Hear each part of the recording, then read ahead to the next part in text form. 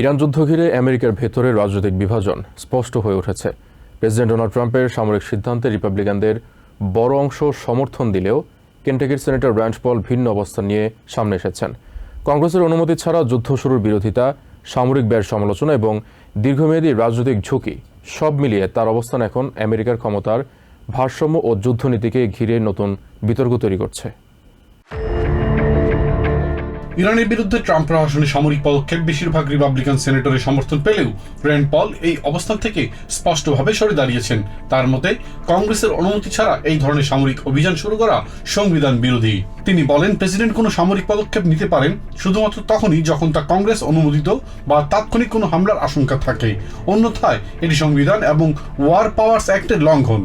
RAND পলের মতে, বর্তমান পরিস্থিতি ক্ষমতায় ভারসাম্য নিয়ে বড় প্রশ্ন তুলে দিচ্ছে। প্রতিষ্ঠাতা নেতা জেমস মেডিসন যে ক্ষমতার ভারসাম্যের কথা বলেছিলেন তা আজকের কংগ্রেস ঠিকভাবে পালন করছে না বলে তিনি মনে করেন।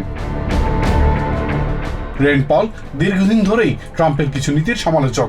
2016 সালের নির্বাচনের সময় তাদের মধ্যে তীব্র প্রতিদ্বন্দ্বিতা থাকলেও পরবর্তীতে সম্পর্ক কিছুটা স্বাভাবিক হয়। তবে তিনি এখনও প্রয়োজনে ট্রাম্পের বিরুদ্ধে অবস্থান নিতে দ্বিধা করেন না। বিশেষ করে তিনি মনে করেন, ট্রাম্পকে ঘিরে থাকা উপদেষ্টারা তাকে আরও আক্রমণাত্মক সিদ্ধান্ত নিতে প্রভাবিত করছেন। তার মতে, ট্রাম্পের স্বাভাবিক প্রবণতা কম যুদ্ধের দিকে, কিন্তু বাস্তবে তিনি আরও কঠোর অবস্থান নিচ্ছেন। ইরান যুদ্ধ দীর্ঘায়িত হলে এর অর্থনৈতিক ও রাজনৈতিক প্রভাব নিয়েও সতর্ক করছেন র্যান্ড পল। তিনি বলেন, যুদ্ধ যত দীর্ঘ হবে ততই আমেরিকার অর্থনীতিতে চাপ বাড়বে এবং রাজনৈতিকভাবে রিপাবলিকানদের অবস্থান দুর্বল হয়ে পড়বে। তিনি আশঙ্কা করছেন, এই যুদ্ধ চলতে থাকলে রিপাবলিকানরা ভবিষ্যতে হাউস ও সেনেটে সংখ্যাগরিষ্ঠতা ধরে রাখতে নাও পারেন। যুদ্ধের অর্থায়ন নিয়েও তিনি ভিন্ন অবস্থান নিয়েছেন। প্রশাসন যখন অতিরিক্ত বাজেট চাচ্ছে, তখন র্যান্ড পল তা দিতে অস্বীকৃতি জানাচ্ছেন। রিপাবলিকান দলের ভেতরে বিভক্তির আরেকটি উদাহরণ হলো কেন্টাকির কংগ্রেসম্যান থমাস মেসিকে ঘিরে বিতর্ক। মেসি ট্রাম্প প্রশাসনের সমালোচক হিসেবে পরিচিত এবং র্যান্ড পল তাকে সমর্থন করেছেন। পলের মতে, একজন আইন প্রণেতার স্বাধীন মত থাকা গুরুত্বপূর্ণ। র্যান্ড পল নিজেও ভবিষ্যতে প্রেসিডেন্ট নির্বাচনে অংশ নেওয়ার সম্ভাবনা উড়িয়ে দেননি। তিনি বলেন, 2028 সালের নির্বাচন নিয়ে এখনো চূড়ান্ত সিদ্ধান্ত নেননি, তবে সম্ভাবনা 50-50।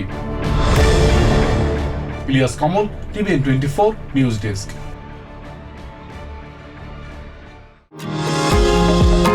নিউ ইয়র্ক থেকে সম্প্রচারিত TVN 24 টেলিভিশন বিশ্বজুড়ে বাঙালির কণ্ঠস্বর।